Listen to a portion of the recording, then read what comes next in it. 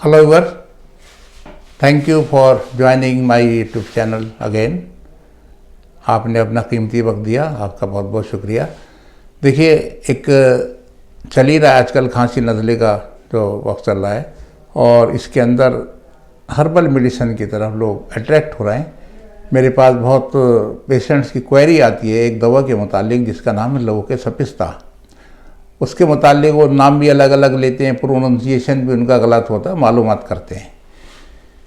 तो आज मैं इसके ऊपर कुछ रोशनी डालता हूँ। देखिए, लवक सपिस्ता, लवक नाम से बहुत सारी चीज़ें होती हैं।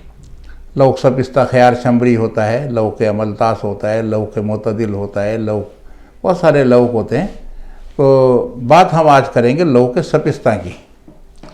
तो लवक के जो माने हैं वो ये हैं कि लिंटस, चाटने वाली दवा, जिसे लिंटस बोलते हैं, चाटने वाली दवा। और ये ज़्यादातर जो गले में तकलीफ़ हो जाती है, आवाज़ का बैठना है, गले में खराश है, जिसे हम बोलते हैं नेज़ल कटार हो गया, उसकी वजह से प्रॉब्लम हो गई, फेरिंजाइटिस हो गया, वर्मे हल्क जिसे बोलते हैं, लैरिंजाइटिस हो गया, वर्मे हंजरा जिसे बोलते हैं, आवाज़ भी उसमें ख़राब हो जाती है ना।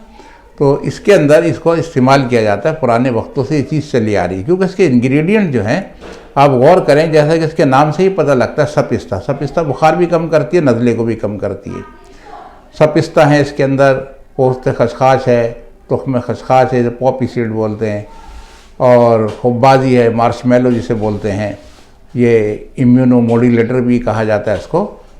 और इसके अंदर बेदाना है, इसके अंदर एक म्यूसिलेज एक तरीके का निकलता है जो पानी जैसे बलगम को गाढ़ा करता है।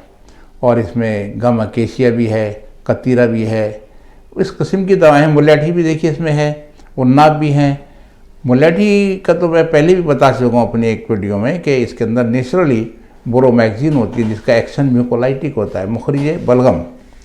कुल मिलाकर ये जो फार्मूला है, ये एक तरीके का मुनफिस बलगम है। मुनफिस में एक्सपेक्टोरेटिव है, एक्सपेक्टोरेटिव दवा है, बुखार को उतारने वाली है और सूथिंग इफेक्ट करने वाली है। और जो चेस्ट के ऊपर बलगम जम जाता है वो आसानी से निकल जाता है।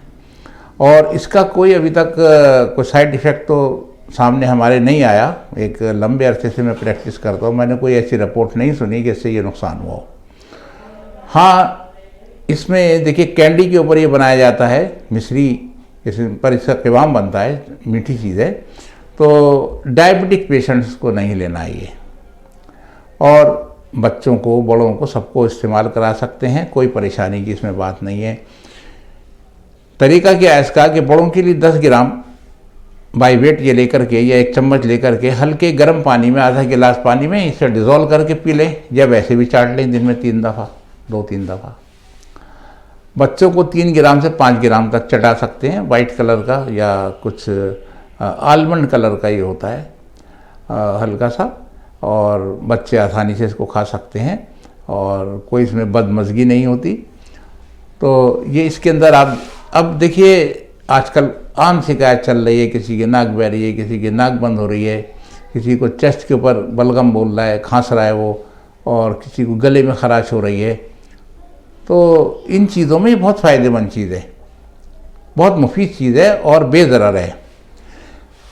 इसको रात को अगर हम ले लें, अरक गाँव ज़ुबान आता है एक, जो बरगे गाँव ज़ुबान, जो चांदी की एक दवा है, उसका एक डिस्टिलेटर होता है जिसे हम अरके गाँव ज़ुबान बोलते हैं। अगर उसको हम ज़रा सा गर्म करके इसमें घोल के पी लें तो और ये फोर्टिफाई हो जाता है, मतलब इसकी स्ट्रेंथ बढ़ जाती है और अच्छा फ़ायदा करता है। पोल्यूशन बढ़ रहा है, आप देख रहे हैं, और उससे परेशानियाँ हो रही हैं। जो टॉक्सिक मटेरियल हैं वो हम इनहेल कर रहे हैं, हमारे बच्चे इनहेल कर रहे हैं, सांस के ज़रिए नाक में, गले में, ब्रोंकियल ट्री के अंदर ये जा रहा है, और वहाँ पर अलग अलग किस्म की बीमारियाँ पैदा हो रही हैं। नाक का बहना तो इस बात की निशानी है कि नाक में कुछ टॉक्सिक मटेरियल गया, जिसके रिएक्शन में जो नाक की म्यूकस मेम्ब्रेन, जिसे ग़िशाए मुखाती बोलते हैं, वो मुतवर्रिम हो गई, इन्फ्लेम हो गई, और उसने एक रिएक्शन ज़ाहिर किया अपना। तो असल बात तो ये है कि वहाँ पर क्या चीज़ जमा हो गई। गले में भी खराश होना और ड्राई कफ का होना इस बात की दलील है कि हमारे फेफड़े के अंदर भी ये जहरीले मटेरियल, टॉक्सिक मटेरियल, जो विषैली चीज़ें जो हैं हमारे फेफड़ों में सांस के ज़रिए जा रही हैं, जो हमें नज़र नहीं आई, इनविजिबल है। तो ऐसी सूरत में हम अपनी जो हमारा एक विरसा है, ये हमारा इनहेरिटेंस है, ये हमारे बड़ों ने इनको इस्तेमाल किया हर्बल मेडिसन को और हमारे मिजाज के मुताबिक है। हमें इनको रिकमेंड करना चाहिए और अपने बच्चों को भी जहाँ तक हो इन्हीं दवाओं से फ़ायदा लेने की कोशिश करें, ख़ुद भी इन्हीं दवाओं से लेने की कोशिश करें। बसूरत दीगर अगर आपको फ़ायदा नहीं हो रहा और कॉम्प्लिकेशन होने का ख़तरा है तो बेशक आप दूसरे तरीके के इलाज को अपना सकते हैं। जो कुछ मैंने बताया इसके लिए आपको तबीब का मशवरा ज़रूरी है। अपने इलाके में जो भी हर्बल प्रैक्टिशनर हो, देसी चिकित्सक हो, क्वालिफाइड हो, उनसे आप मशवरा ले सकते हैं और उनके मशवरे से दवा को इस्तेमाल करें। और फिर मैं कहूँगा कि आपने वक्त दिया, आपके लिए मैं बहुत मशकूर हूँ, बहुत थैंकफुल हूँ। और चैनल को सब्सक्राइब करें, वीडियो को लाइक करें, शेयर करें और अपने व्यूज़ ज़रूर लिखें। Thank you very much. Next फिर मिलेंगे किसी और टॉपिक के साथ।